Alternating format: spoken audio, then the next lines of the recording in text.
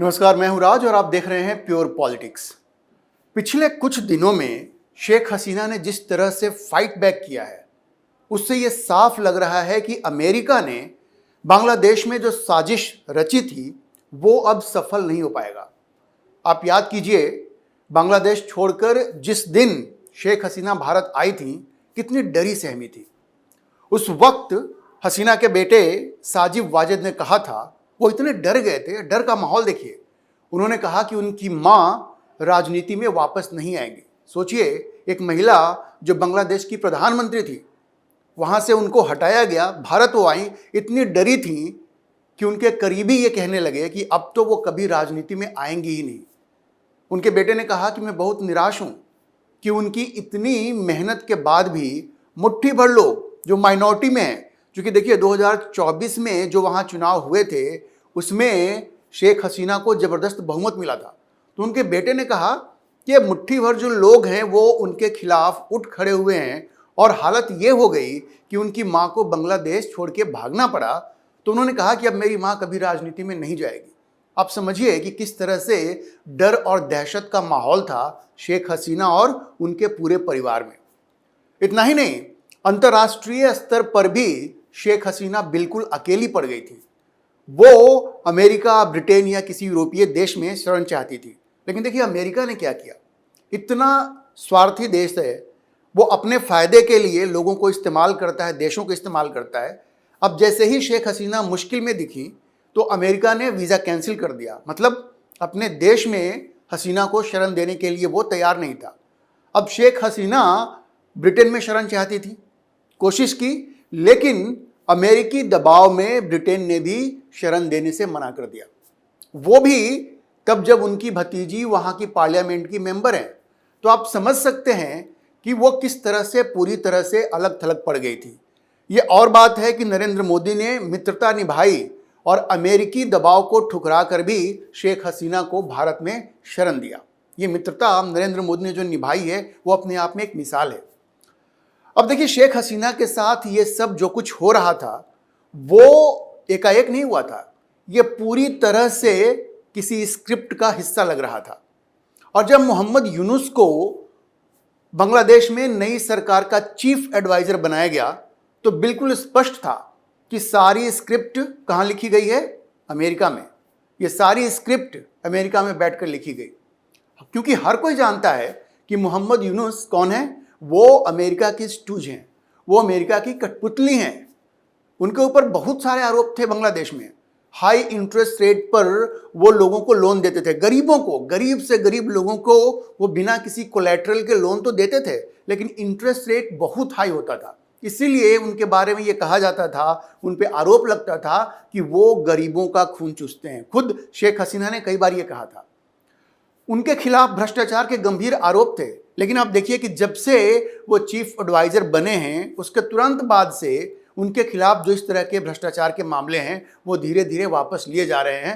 तो बिल्कुल स्पष्ट है कि सब कुछ स्क्रिप्ट के मुताबिक हो रहा था और आज भी हो रहा है। अब देखिए, ये जो अमेरिकी स्क्रिप्ट बांग्लादेश में लिखी जा रही थी, उसके हिसाब से जो कुछ हो रहा था, वो भारत के लिए खतरे की घंटी थी। क्यों? क्योंकि शेख हसीना तो भारत की दोस्त थी। अगर आप देखेंगे तो कॉम्पैरेटिवली, तुलनात्मक दृष्टि से, वो बांग्लादेश में एक सेकुलर सरकार चला रही थी। कट्टरपंथियों को उन्होंने चेक करके रखा हुआ था, उनको बांध करके रखा हुआ था। लेकिन मोहम्मद यूनुस के सत्ता में आने, मतलब चीफ एडवाइजर बनने का मतलब ये हुआ, और उसके बाद जिस तरह की घटनाएं हुई, तो आज ये जो कट्टरपंथी हैं, जो भारत विरोधी हैं, उनके हाथ एक तरह से मजबूत हो रहे हैं। और भारत में मोदी सरकार ने, नरेंद्र मोदी ने ये देखा कि शेख हसीना के जाते ही कैसे ये भारत विरोधी जो हैं वहाँ पे बांग्लादेश में उनके हाथ मजबूत हो रहे हैं। क्योंकि अब ये जमाते इस्लामी और हसीना वाजिद की जो बीएनपी है, वो जो वहाँ पे नई अंतरिम सरकार बनी है, आज वो उसके पार्ट हैं। और ये लोग तो शुरू से पाकिस्तान के पक्षधर रहे हैं, शुरू से। पूरे स्टूडेंट का ये जो वहाँ पे आंदोलन हुआ छात्रों का, जो ये जो रिजर्वेशन था उसको, उसके विरोध में शुरू हुआ था, आगे चल करके उस पे सारे इन कट्टरपंथियों ने कब्जा कर लिया। आपने देखा होगा किस तरह से हिंदुओं की वहाँ हत्या हुई, आज भी हो रही है। हिंदुओं की बच्चियों की न सिर्फ हत्या हो रही है, उनका बलात्कार हो रहा है। ये सब कुछ ये कट्टरपंथी कर रहे हैं। तो भारत के लिए बड़े खतरे की घंटी थी और ये कोई शुभ संकेत तो बिल्कुल नहीं था। और इन सब के बीच हसीना का न सिर्फ बांग्लादेश से बाहर जाना, भारत में शरण लेना, बल्कि बुरी तरह से डर जाना, ये सब बिल्कुल ही भारत के लिए मुश्किल का वक्त था और भारत के लिए अच्छी खबर नहीं थी। लेकिन आप ध्यान दीजिए, उसके बाद से, कुछ दिनों के बाद से घटनाक्रम जिस तरह से बदला है और अब क्या हुआ है कि शेख हसीना अब वापस बांग्लादेश जाने की बात करने लगी हैं। अब उनकी तरफ से यह कहा जा रहा है कि जब अंतरिम सरकार चुनाव कराएगी तो अवामी लीग यानी उनकी पार्टी उसमें शामिल होगी। तो इसको देख करके ये लग रहा है कि ये बिल्कुल शेख हसीना के उन्होंने एक यू टर्न लिया है। कहाँ वो कह रही थी कि हम अब पॉलिटिक्स में कभी नहीं जाएंगे, बांग्लादेश में पॉलिटिक्स कभी नहीं करेंगे, लेकिन अब वो फाइट बैक की बात सोच रही हैं। वो लड़ेंगी, वो लड़ करके वापस बांग्लादेश जाएंगी। ऐसा क्यों हुआ? अब ये समझना इतना मुश्किल भी नहीं है। ये सब अपने आप नहीं हो रहा है। इसके पीछे देखिए, बांग्लादेश को लेकर नरेंद्र मोदी और अजीत डोभाल ने निश्चित रूप से ये रियलाइज किया कि अगर शेख हसीना वहां से पूरी तरह गायब हो जाती हैं, रडार से बिल्कुल हट जाती हैं, तो भारत के पूर्व में, मतलब ईस्टर्न पार्ट में, ईस्टर्न बॉर्डर पे पाकिस्तान और चीन का अपर हैंड हो जाएगा। क्योंकि ये कट्टरपंथी चीन के करीबी होंगे और चीन और पाकिस्तान का नेक्सस तो है ही। और ये जो जिहादी एलिमेंट्स हैं, ये जो कट्टरपंथी हैं, आज भले मोहम्मद यूनुस वहाँ के चीफ एडवाइजर हैं, लेकिन ये जिहादी आगे चलकर ना तो मोहम्मद यूनुस की बात सुनेंगे और ना ही अमेरिका की। फिर वही होगा जो पाकिस्तान चाहेगा और चाइना चाहेगा। तो ये भारत के लिए बहुत ही खतरे की बात थी और नरेंद्र मोदी और अजीत डोभाल ने इसको समझा और उसके बाद उन्होंने ये तय किया कि शेख हसीना का उनकी ये जो जिद है कि वो बांग्लादेश नहीं जाएंगी या पॉलिटिक्स बांग्लादेश में नहीं करेंगी, तो ये जिद है या फिर ये उनका डर है, कुछ भी हो, ये शेख हसीना को ये डर जो है वो छोड़ना पड़ेगा। क्योंकि ये न सिर्फ बांग्लादेश के लिए ज़रूरी है, बल्कि भारत के लिए भी बहुत ही ज़रूरी है। तो शायद नरेंद्र मोदी ने शेख हसीना को समझाया। वो जो कहते हैं ना, वो जो डर गया वो मर गया। मोदी ने हसीना को समझाया कि जो डर गया वो मर गया, तो आप डर नहीं सकते, क्योंकि फिर आपकी राजनीति तो सब खत्म होगी ही होगी। ये बांग्लादेश का भी भला नहीं होने वाला है और भारत का भी नुकसान इसमें बहुत ज़्यादा है। और देखिए, ये जो समझाया गया शेख हसीना को मोदी और डोभाल के द्वारा, जैसा लग रहा है, तो उस सलाह का असर हुआ है। और अब वही शेख हसीना की तरफ से उनके बेटे ने कहा है कि वो वापस बांग्लादेश जाएंगी और जब चुनाव होंगे, ये अंतरिम सरकार जो बनी है वो चुनाव तो करवाएगी ही, तो वो लड़ेंगी भी। देखिए, ये परिवर्तन ऐसे ही नहीं हुआ है। ये मोदी डोभाल की जो नीति है और सोच समझ करके उन्होंने ये जो पॉलिसी बनाई है और जो समझाया है, उसी का ये असर है। तो अब सवाल ये था कि स्ट्रैटेजी क्या बनाई जाए जिससे शेख हसीना बांग्लादेश की जनता का विश्वास फिर से जीत सके। तो स्ट्रैटेजी वही बनी जो इमरान खान ने पाकिस्तान में सत्ता से हटाए जाने के बाद बनाई थी।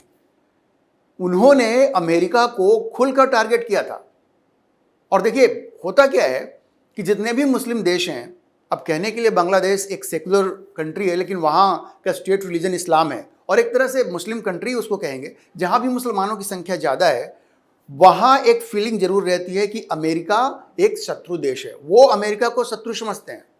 और इमरान खान ने ये जो पॉलिसी बनाई, जो स्ट्रैटेजी बनाई कि आर्मी के साथ अमेरिका ने मिल करके उनको सत्ता से हटाया और उन्होंने सीधे सीधे अमेरिका को जो ब्लेम किया, उस स्ट्रैटेजी को सफलता मिली। और इमरान खान अपने लोगों को काफ़ी हद तक समझाने में ये सफल हुए कि उनको जो सत्ता से हटाया गया वो अमेरिका की साजिश की वजह से हटाया गया। अब देखिए, इमरान खान और शेख हसीना के तख्ता पलट में समानता भी है।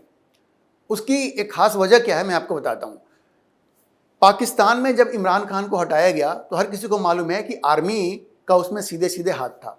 आर्मी इमरान खान को पसंद नहीं करती थी, तो उन्होंने कहते तो ये भी हैं कि उस वक्त के जो आर्मी चीफ थे कमर जावेद बाजवा, उन्होंने इमरान खान को थप्पड़ भी मारा था। वो पूरा जो पार्लियामेंट का इंसिडेंट हुआ था, तो वहाँ आर्मी ने इमरान खान को सत्ता से हटाया। और यहाँ बांग्लादेश में क्या हुआ, यहाँ भी आर्मी चीफ ने शेख हसीना की पीठ में छुरा घोंपा और आप याद रखिए कि ये जो बांग्लादेश के आर्मी चीफ हैं अभी, वो शेख हसीना के रिश्तेदार भी हैं। तो ये पाकिस्तान में जैसे नवाज शरीफ ने परवेज मुशर्रफ को, दूसरे लोगों को, जो दूसरे वहाँ के आर्मी ऑफिसर्स थे, उनको पीछे छोड़ करके उनको आर्मी चीफ बनाया था और उन्होंने उनको उनके पीठ में छुरा घोंपा था, तख्ता पलट करा था, उसी तरह से ये बांग्लादेश के जो आर्मी चीफ हैं, जो शेख हसीना के रिश्तेदार भी हैं, उन्होंने भी वही किया।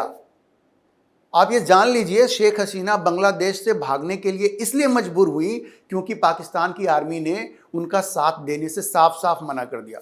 देखिए, वहाँ पे ये जो स्टूडेंट आंदोलन चल रहा था, तो बांग्लादेश की उस वक्त की जो प्रधानमंत्री थी शेख हसीना, वो ये चाहती थी कि आर्मी देश में जो कर्फ्यू है उसको इन्फोर्स करे, और ये जो कट्टरपंथी हैं जो सड़कों पे आ रहे हैं, स्टूडेंट्स को भड़का रहे हैं और उनको वायलेंस करवा रहे हैं उनसे, तो आर्मी जा करके कर्फ्यू लागू करवाए। लेकिन हुआ क्या? अब क्या ये अमेरिकी दबाव था या कुछ और था? अमेरिकी दबाव भी हो सकता है। ये जो पाकिस्तान के आर्मी चीफ हैं, इन्होंने शेख हसीना का समर्थन करने से साफ साफ मना कर दिया। ये मीडिया में ऐसी बातें आई हैं। शेख हसीना के साथ बैठक में शेख हसीना ने एक मीटिंग बुलाई, इसमें आर्मी चीफ के, आर्मी के भी लोग थे उसमें, और शेख हसीना ने पूछा कि आप ये कर्फ्यू को क्यों नहीं इंप्लीमेंट कर रहे हैं? तो आर्मी ने साफ साफ कह दिया कि अब हम ये काम नहीं कर सकते। और उसके बाद इनकी जो बहन थी, उनके साथ आर्मी चीफ की बात होती है और उनको समझाया जाता है कि आप इनको बोलें कि वो इस्तीफा दे दें। शेख हसीना इसके लिए तैयार नहीं थी, लेकिन आर्मी चीफ ने, बांग्लादेश की आर्मी ने शेख हसीना को 45 मिनट का समय दिया। कहा कि आप 45 मिनट में बांग्लादेश छोड़कर चले जाएं, इस्तीफा आप दे दें, वरना लोग कभी भी आपके पास, आपके निवास पे आ सकते हैं और वो कुछ भी कर सकते हैं। तो ये समझिए, आर्मी बिल्कुल पीछे हट गई, एक तरह से छुरा भोंका। अगर आर्मी शेख हसीना के साथ खड़ी होती तो आज शेख हसीना को बांग्लादेश छोड़कर भागना नहीं पड़ता। तो ये बड़ी समानता है। जिस तरह से पाकिस्तान की आर्मी ने इमरान खान को हटाया, वहां से तख्ता पलट किया, उसी तरह से शेख हसीना की तख्ता पलट में भी बांग्लादेश आर्मी का हाथ रहा, क्योंकि बांग्लादेश आर्मी ने साथ देने से साफ साफ मना कर दिया। तो शेख हसीना ने भी समझा कि अब स्ट्रेटजी जो बनी है उस पर अमल करना है, और उन्होंने भी सीधे सीधे अमेरिका को जिम्मेवार ठहराना शुरू कर दिया। उनको लगा कि अमेरिका की ये जो साजिश है उसको बिल्कुल एक्सपोज करना पड़ेगा, और उन्होंने बताया, आपको पता होगा, उन्होंने एक लेटर लिखा जिसकी काफ़ी चर्चा हो रही है, अवामी पार्टी के, अवामी जो वहाँ की लीग है, उनकी जो पार्टी है, उनके मेंबर्स को, कि अगर उन्होंने सेंट मार्टिन आइलैंड अगर ये अमेरिका को दे दिया होता तो उनकी सत्ता नहीं जाती, क्योंकि अमेरिका का ये दबाव था कि उनको वहाँ पे नेवल बेस बनाना है और वो उस आइलैंड को चाहते थे। जैसे पाकिस्तान में इमरान खान की ये नीति सफल हुई, एंटी अमेरिकन स्टैंड लेकर के वो जो जनता के बीच में गए, देखिए चुनाव में उनको बहुत अच्छी खासी संख्या में नंबर्स मिले थे, लेकिन चुनाव में भी धांधली करके उनको हराया गया। आप पाकिस्तान में किसी से पूछ लीजिए, वहाँ के लोग आज भी इमरान खान के पीछे खड़े हैं, जो बहुमत है।